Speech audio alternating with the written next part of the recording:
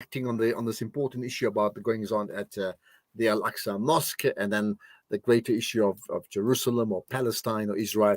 But we certainly can get to it right now. So we thought what's particularly important here is not to run through the details too much over the last few days. I think most people know it. But more importantly, look at like what's the reaction and what happens next around it. So Ziad Patel is with us. He's an attorney, but certainly very much an activist in the space around highlighting the issues of Palestine in particular. So Ziad, appreciate your time. Thanks for joining us. Assalamu alaikum. Wa alaikum assalam, Ashraf. Sabah al khair to your viewers, and thank you so much for this invitation. Indeed, we are at a different threshold in terms of the Palestinian struggle for freedom. I think what's happened this week is nothing less than what's been going on for a long period of time in Palestinian history, or in current Palestinian history. If we look at from 1948 Nakba and onwards, with the brutal occupation of Israel, subjugating the fundamental human rights of Palestinians in the occupied Palestinian territories. I mean, the issues are complex in terms of how do we take the struggle forward? How do we stop these abhorrent crimes that continue to be perpetrated against Palestinians? And more especially, this happens in the holy month of Ramadan, when knowing full well that worshippers will be at the Masjid al-Aqsa compound, will be observing their religious duties and responsibilities, and we will have this kind of atrocities being perpetrated. But I think we need to look at this in a particular context of what is going on. Currently, within the Israeli system, we've got what you would say one of the most ultra-nationalist, ultra-right, fascist coalition governments led by Benjamin Netanyahu. And there are well-known remarks by certain members of his cabinet that have absolutely no respect, no concern whatsoever for Palestinians. We've seen the atrocities in the Huwara district, in the city of Nablus, and other areas. And what's actually going on is the continued ethnic cleansing and genocide of Palestinians. Unfortunately, the international community is hamstrung by political influences by the major states of the United States of America and the United Kingdom and European Union nations that continue to fund this Israeli regime and continue to sustain these kind of atrocities that get perpetrated. So this is the situation, but how do we go forward, and what are the steps that can be taken? Well, I think it's an important point. Let me then just say this. I want to pick up on some of the things that you've said, right? But let's just stay with the current issue. Now, yes, we know it's an ongoing conflict that's going on for years and years and years with just no signs of ending, right? In terms of your understanding of what's happened of the last few days, attack on the mosque, another attack on the mosque, attack of worshippers, and many of them just women in Salah. So there was certainly no combat. Accusations from the defense force, Israeli defense force side, to say, well, these guys in the mosque were putting up barricades and that's why we attacked them. And then the other part of it is that being Passover or Pesach, the repeated annual now attempt from some people of the Jewish faith, maybe ultra-right in this case, you're trying to storm into the mosque themselves to try to carry out some religious rituals of theirs, much against what's the agreed convention already. Further than that, I stand to be corrected, some attacks coming from the Gaza side in reprisal, and now attacks from the Israeli side to the Gaza side in reprisal. Have I left anything out? Anything you want to just pick up on your narrative, your understanding? Yeah, you've encapsulated the situation, Ashraf. I think the understanding of this is a settler colonial regime that is aided and abetted by the Israeli government and the Israeli security forces, and particularly the IDF. And that's an area that I'm very passionate about and quite very involved in terms of my human rights advocacy and lawfare. The lawfare cases that we've been bringing, particularly around South African nationals that go and serve in the IDF.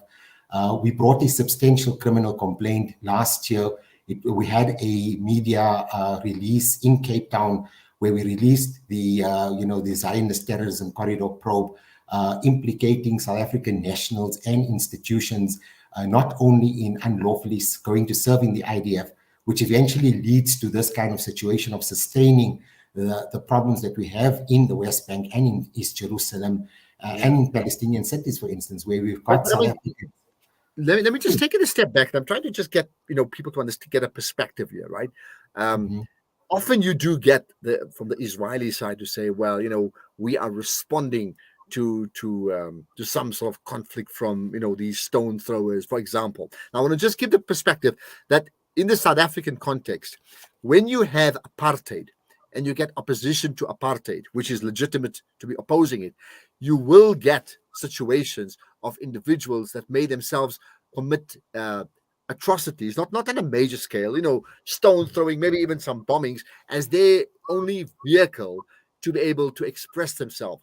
Now, I think it would be naive to think that doesn't happen in the Palestinian issue, right? But the bigger issue is this, right? So when you get these acts of stone throwing and maybe youth going up to the Israeli Defense Force and maybe, let's say, swearing at them or whatever, and the Israelis using that as a reprisal, am I right in saying, if I look at the example of South Africa, the bigger picture still was always for South Africa is like, but apartheid is the first problem. Everything else follows after that. Are we in a similar situation here? That the first problem and the number one problem and the only problem really is that Israel should not be where they are right now. Everything else follows. Certainly, Ashraf. I think we've got to, Palestine is in a state of resistance, and it's been in a state of resistance for a long time. Not only enduring what we would call apartheid, which is prescribed as a crime against humanity, but there's other crimes that are also being perpetrated against Palestinians, and that goes so far as also stating that there's ethnic cleansing and even genocide. When a settler colonial regime becomes frustrated with the resistance of an oppressed people, that incidents of genocide can occur.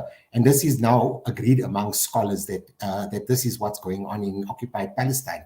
But I think the context is also important. The storming of the Al-Aqsa compound, it's all about changing the facts on the ground. And this happens whereby you have these Israeli settlers coming into the Al-Aqsa compound, coming into Al-Aqsa Masjid, coming to have their Passovers and their religious rites there, with the aim of also persecuting and harassing Palestinians and worshippers not to go to the compound, and to then basically change the facts on the ground and take over these very historical religious places of worship.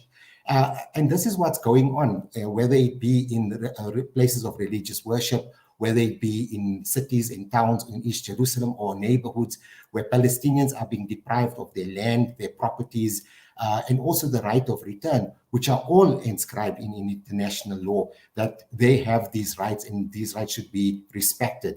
Now, so how do you change this? Because you've got two unequal forces. Certainly, when you have youth frustrated because their rights of freedom, the rights of association, the ability to trade, the ability to go and study or to leave the place or where they're living becomes restricted, any means necessary will be taken to resist this kind of brutal, belligerent military occupation. And this is once again sustained by the EU and the major states. So we have this very unequal balance, even in terms of, United Nations, the International Criminal Court, who's now begun to investigate crimes from 2014 for the war that was perpetrated in the Gaza Strip. But how do you take this forward? And one of the areas of work that I'm very keen on is building national jurisdictions concurrently with the current multilateral system.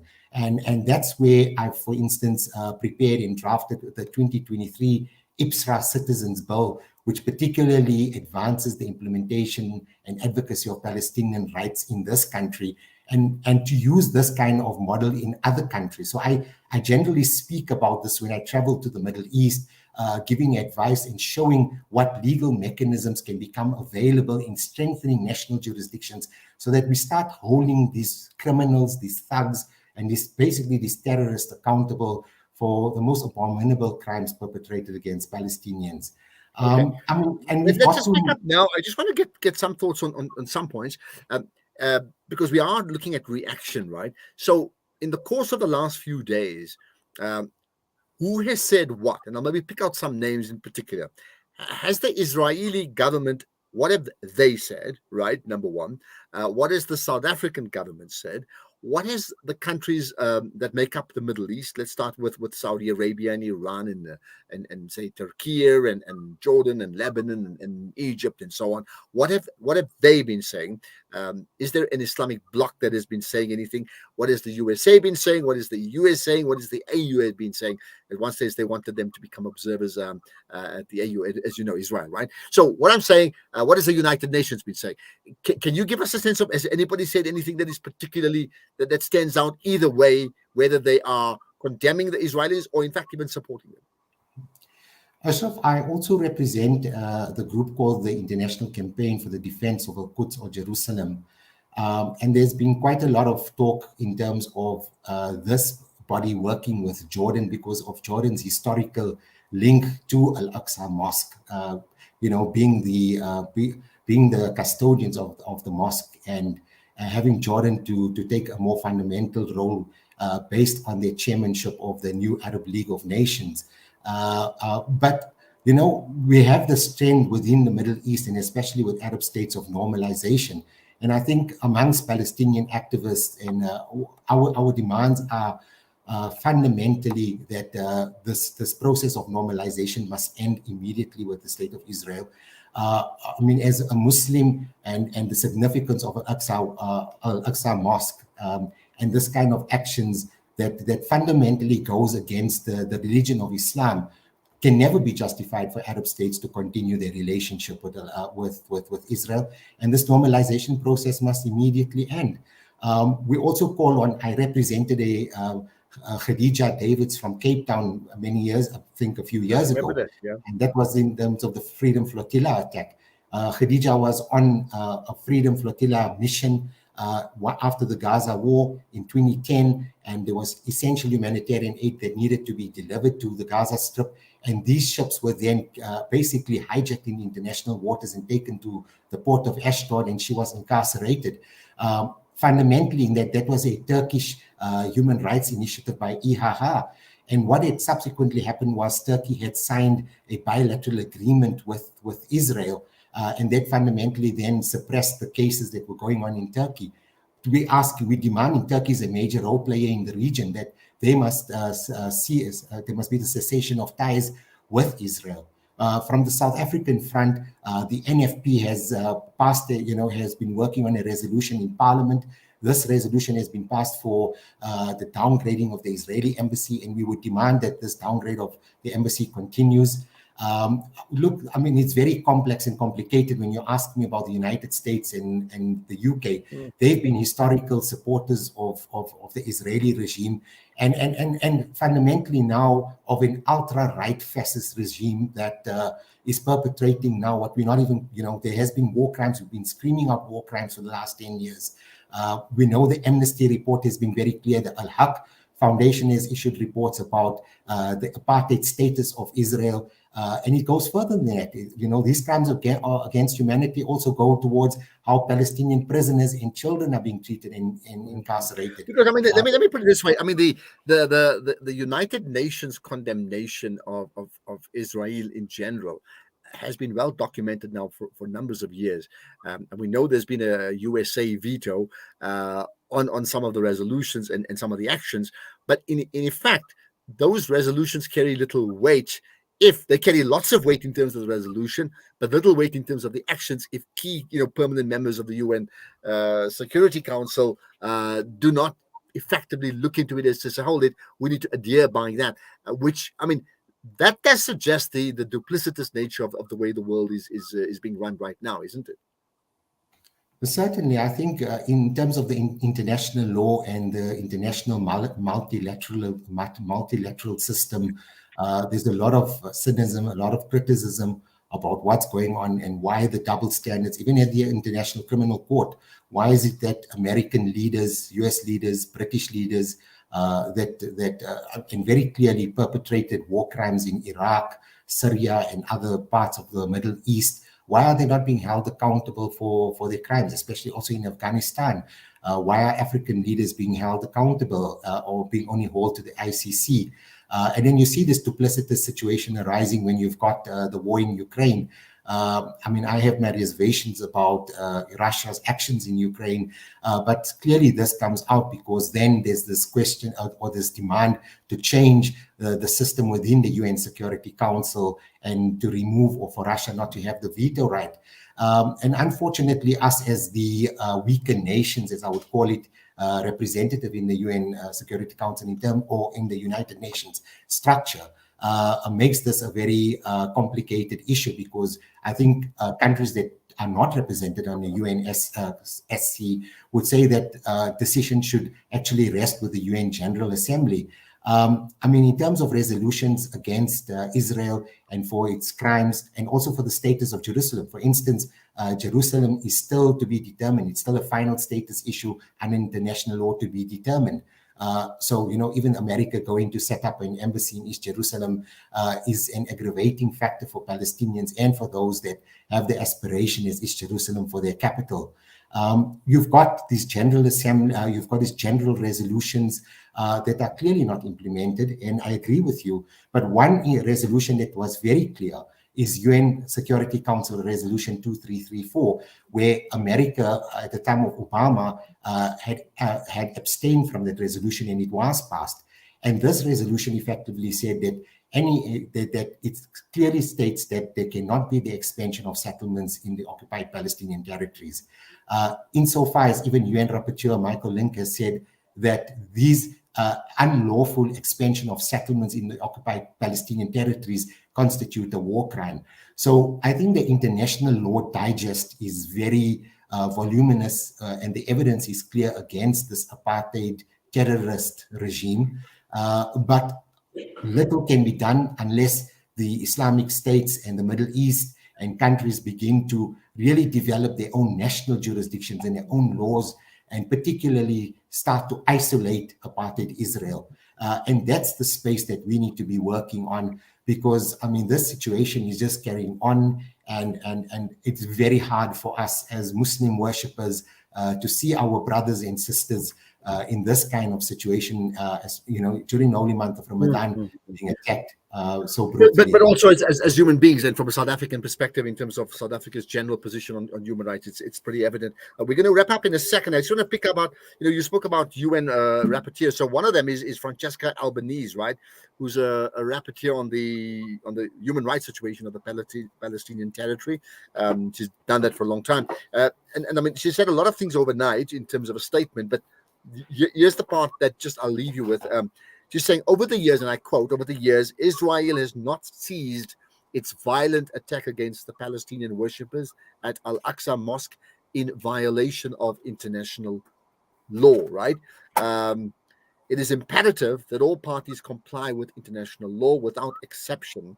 Failure to do so fuels and perpetuates the culture of injustice and impunity. And that's the nub of the story, isn't it? Yes, indeed. I think particularly our struggle is to hold these war criminals, to hold these terrorists. In terms of the in terms of the case that we brought last year, and we would again demand our South African police services and the Hawks to fully consider the criminal complaints that we've brought of terrorism-related charges, including the Regulation of Foreign Military Assistance Act, because eventually what happens is these individuals go and institutions support and aid and abet these individuals to serve in the IDF, and war crimes are being perpetrated in the Gaza Strip, and what we are now witnessing and have been witnessing in the West Bank and in the occupied Palestinian territories and in Al-Aqsa Mosque, and these are committed with utter impunity. And the only way to do this is that international law has to be abided to by all parties, and it cannot be one-sided. It cannot be siding on the. It cannot be on the side of the oppressed, with leaving the of the oppressor, leaving the oppressed absolutely barren of any rights. Absolutely, and I think that the recent example of the high-handedness by the global community against the Russian attack and invasion of Ukraine and the response thereof makes sense, but it's not being applied consistently. And I think that's been brought up by so many people. Let me wrap up with this, right? I mean, if I asked you what should happen now, you may say let the Israelis withdraw from Palestinian territories. I know that, but it's never a one-day process, right? What therefore is the one single most urgent thing that needs to come out of what has happened over this last few days? I think it's been very clear from the Islamic world, from the Muslim world, that they need to unite. This attack on Al-Aqsa Mosque is an attack on the religion of Islam. And I mean, I'm an advocate for the monotheistic faiths because, Jerusalem is so symbolic, not only to Islam, but to Judaism and to Christianity. And I think that would be the important aspect, is that there must be the uniting of communities and religious groups and societies amongst the Muslim world. For instance, I'm seeing this in the Middle East because I traveled to Karbala, Iraq last year, and this underplaying of sectarianism is actually now going out, which was very fundamentally a factor that the US used to create division in the Middle East. And I'm seeing this unification within the Middle East, especially within, no longer the sectarian divisions. And that's important because then the Muslim world is speaking with one voice. And also, of course, I mean, our historical perspective of apartheid and in South Africa, in our own experience, that we should be at the forefront of leading and championing the cause for Palestinians. And that's why I would urge that there must be this implementation of the IPSRA bill, which has been drafted and must be fully considered, because national jurisdictions need to come together to hold Israel accountable where the international community is failing at the international level.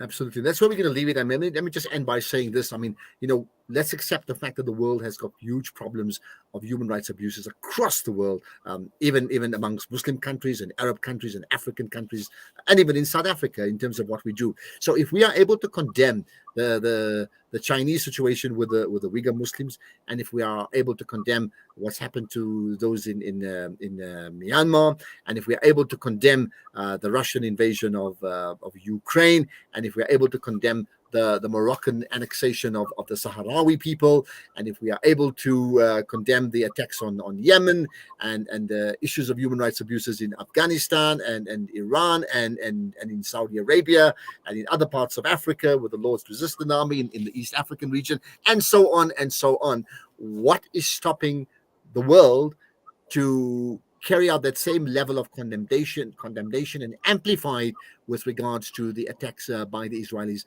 against the Palestinians? Bottom line to the world is, hello world, the ball is in your court. Thanks for your time. Yeah. Thank you, Ashraf. Thank you for having me.